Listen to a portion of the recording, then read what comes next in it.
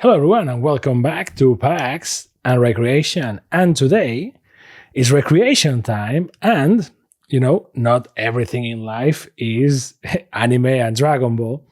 So we're going to the West, and the West means the man that is a spider, Spiderman himself. And the best way to start this is with this very cool line of figures from McFarlane. So if you don't know what McFarlane Toys is, or like who is McFarlane and the story behind like the creation of toys and whatnot, and comics too, because he is a comic book artist first. There's a great video by Matt with multiple T's about the story of Todd McFarlane, Seth MacFarlane, Jesus. And I believe you should see it, because once you see that video, which if you're seeing this video, I believe that you likely already saw that video. But if you haven't, this is the moment. You will understand the significant, how significant this figure is, and how significant this line of figure is. So, McFarlane is a great comic book artist, right? And this line of figures is a great idea. I actually have more of these, and I am very excited to show them to you, but we will do it one at a time. And some of them are by McFarlane himself, and some other are by some other artists, but the idea is great. Now, Spiderman, which is very likely the first one that they released, I don't know if it's the first one, but it's very likely the first one, is a very confusing figure, because it's based on the cover of a comic that is not necessarily the comic that you're getting. Now, it is the comic that you're getting, in the sense that you get is inspired by The Amazing Spider-Man issue 301, and this is what the figure is trying to emulate, right? So Spider-Man doing these amazing spider-like acrobat poses that Todd McFarlane. And it's funny to mix the two of them, because it's like similar mediums, but not really. Seth MacFarlane is a guy from Family Guy. Todd McFarlane is this amazing artist. So Todd McFarlane did this cover, and he's very much responsible for what a lot of people understand as a Spider-Man. And I grew up with this Spider-Man, this uncanny, amazing, acrobat-like, impossible poses Spider-Man with these webs that look like a thing with knots, and it's difficult to understand and not difficult to understand, it's difficult to describe, but it's all things that he came up with. And again, go see that Matt video, because he hits the thing in the head. So this is a great idea. It's like McFarlane now has McFarlane Toys, so they do great figures. Sometimes they do amazing figures, sometimes they do great figures, and sometimes they raise the price of figures to crazy levels for no good reason, but different discussion. So, and they're doing the figures emulating the covers by Todd McFarlane. So this is like a win-win situation, because Todd is a legendary artist anyway. So this is the cover, Spider-Man 301, and this is the figure, and we're going to see in a second why. Now, it includes a comic book, which is Spider-Man 302.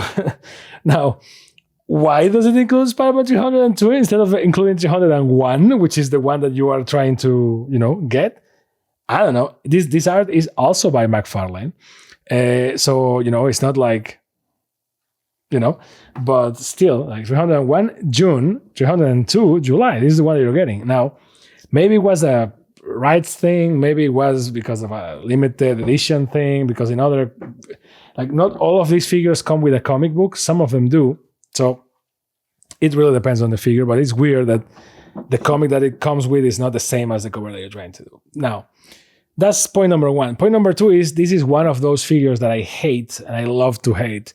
The box kind of does a lot of heavy lifting here. We're going to open it and assemble it, but this is one of those figures that I hate, because you kind of can keep it in the box, and it works in the box. Now, it doesn't work perfectly, because as you see, is not exactly in the same angle as this, so you want to assemble it. But if you don't assemble it, You can still see the figure. So this is great. And this applies to a lot of other figures like this. If this was a Japanese figure, the whole thing will be covered with the Spider-Man image, likely with this one, or with a picture of the figure. So I like it, but you can tell this is made for collectors because it's like, you don't need to open it, friend. You can just have it there. And the comic book is on the back. However, I want to open it because I want to see it on the flesh, and this is an unboxing channel to a degree, so I guess it wasn't available. So with all that out of the way, what can we expect from this McFarlane Toys Spider-Man comic book cover figure? Which I don't know the name of this line of figures. I guess it's like iconic covers or something like that. Now, see why I hate this? Look at that. The Skyline, which is going to do which is funny because it does heavy lifting, but it's not in the cover. Like the cover didn't have any background. Is also holding the comic book right there perfectly. So now you can pull it, which I'm gonna guess. There you go. See, and you even get your authenticity card. Like Silver Sable is back and whatnot, and Chaos in Kansas, and you have this amazing comic book. And the back cover, I guess, well, is it 301? So was this a open on both sides kind of issue? I don't think so. So unless you want to read it as Japanese, but look at this. Obviously, it's a reprint, so this has no value whatsoever, but is a fine reprint for you to get that vibe of good old Spider-Man. The good old, look at this art. This man is responsible for what Spider-Man is, my friend, and for Batman too. He did amazing work on Batman. Yes, he has a lot of drama afterward and that whole like baseball ball thing and whatnot. But overall, he's a guy that just busts his ass and he just loves the freaking medium, and you can tell. Look at those poses. Like this is what I understand Spider-Man is, and not only me, a lot of people. Like this is a Spider-Man. Like this is that those. Like then yes, you have all the other characters, and like this aesthetic is great too. But like I don't, sadly, for better or worse, I don't think about Peter Parker and Mary Jane and whatnot. I think about this Spider-Man. I think about this, right? I think about these. Those poses, those incredible arachnid poses, right? Those are the things. That's the artwork from this man that shaped a generation. And then, well, you have some other covers. Funny enough, these covers are also figures. So you have this Jim Lee one from X-Men. At least I'm like 90% sure it's Jim Lee, but I may be wrong. With Cyclops and Wolverine. You have this Invincible Iron Man one. All of these are figures, by the way. This New Mutants one, I haven't seen it as a figure from McFarlane, so maybe it's just a coincidence that they are advertising other comics. And same for this one with the Hobgoblin. And then the Thing, which is funny because you could just put this one on the back of the figure on the box and it will still work. Now, besides that, you also have a card that says like Spider-Man and has like a synopsis of the comic, and then you have the cover of the comic here. So it's a nice detail. I love it that at McFarlane Toys, they understand, my friend. They understand exactly that if you are one of the real ones and you grew up on that age, mind you, it didn't get me. I wasn't like a full adult or even a young adult to some degree in this era. And it also depended a lot on the country that you lived in, right? I imagine that if you lived in the US, it was golden. If in all the countries, it was so. But this is the era where you had like comic books and trading cards and all that shit, and the best Spider-Man ever and the best X-Men ever and all that, right? So it was very glamorous, and they know what they're doing. It includes a trading card for no good reason except because we love cards, right? It comes with a comic book and all that. And it's just like, it's a fun trip down memory lane. Now, it is an exposition figure, so a figure that has a window so that you can see it. So normally that means that it comes with this these plastic bindings that I normally call the Barbie plastic bindings. Why? Because my toys, when I was younger, didn't have any of this. But my family had we had a lot of girls in the family, and well, Barbies have a lot of this shit. And you can try and cut this with a pair of scissors, and it may work, but it may also, depending on the scissors that you were using, you may also butcher your scissors. So, it's just a matter of patience. And to be fair, this one has only 2 of these, so it's not the worst. But some Barbie dolls will have like 7, 8, 10, and then the worst, and then with tape on the back. And mind you, the worst one will be the one or two that is holding the hair back, because that's it. If you do that thing wrong, that's just a catastrophe waiting to happen.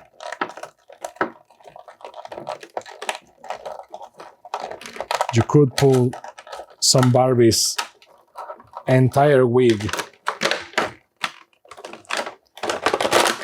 by not being too careful. Oh, this is some soft plastic, and I guess anti-ASMR.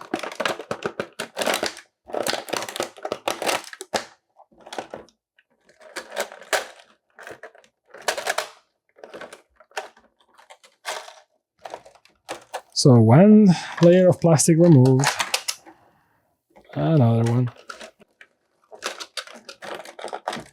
Again, see, it's one of those. It looks great on your shelf, on the box, as is.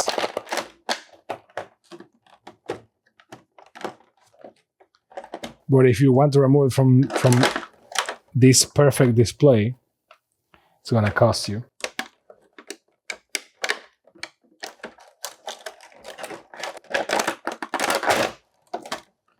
And then there is always that balance. I get scared thinking, I'm going to break this, I'm going to break this, I'm going to break this.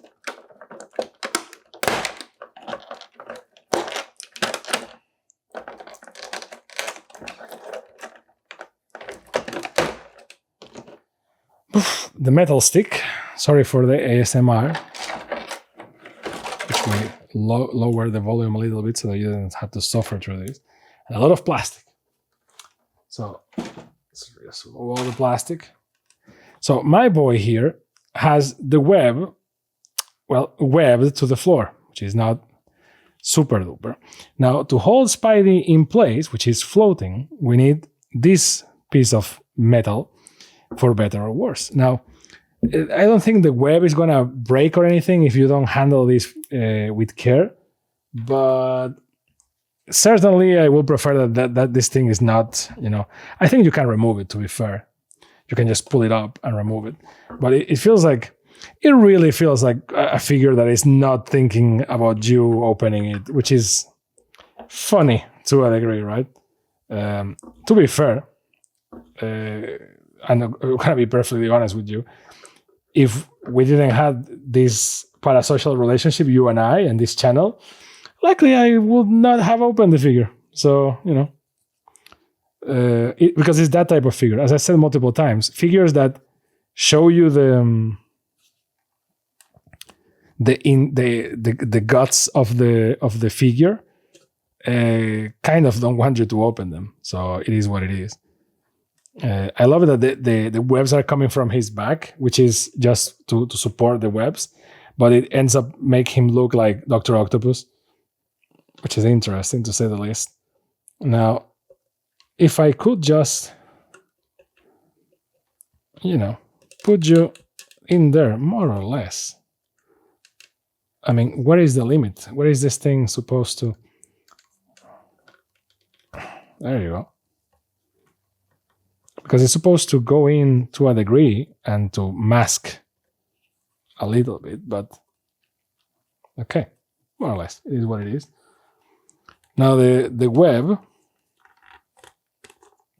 okay, this web is supposed to go against this pole. So it is not like a hard, it's not like hard, there you go. And does this Spidey's foot going here? Yes. For a figure that seemed very plug and play, sure is tricky.